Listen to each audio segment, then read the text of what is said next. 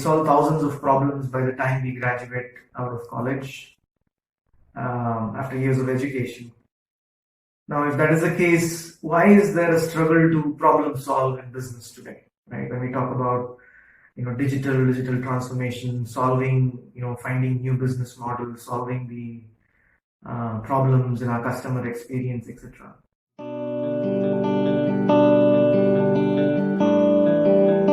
It's because we have a problem of classifying what kind of problems we're dealing with today in business, right? So if you look at a typical problem that we solve during our education in school or college, they are what I call shrink wrap problems. What I mean by that is a shrink wrap problem has all the data that you need to solve the problem in the problem statement or in the specification of the problem itself. So think of the typical math or physics problem that you solve, say in high school or in college.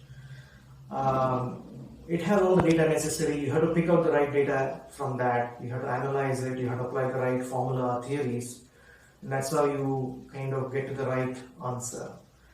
But in business, I don't think we are encountering shrink wrap problems, right? So the problem specification or the problem that comes up initially are usually symptoms. They're not necessarily the problem, or it doesn't have all the data necessary for you to solve the problem.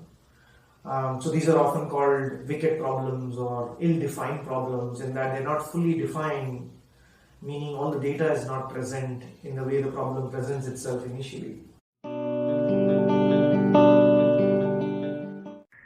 So you need a very different class of methods to approach these problems. Right? If you take a wicked problem and then treat it as a shrink wrap problem and you apply the traditional methods, usually they don't work very well, and oftentimes they make the problem worse.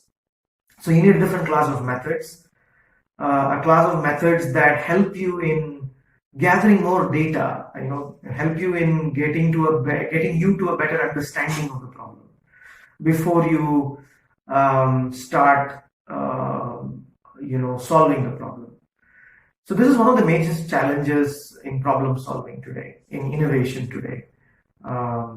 And these new class of methods are already emerging. Some have sort of emerged already. For example, if you take Agile, design thinking, and lean startup, they are a class of methods, what are known as action learning methods, where you probe a little bit in the problem space, try to gather some data or introduce some change into the opportunity space or the problem space, and sort of sense what's happening. And by that process, you're trying to get a better understanding of the problem. So these action learning methods are very, very helpful when you're dealing with wicked problems. And most of the problems that we come across today are these sort of ill-defined wicked problems in business.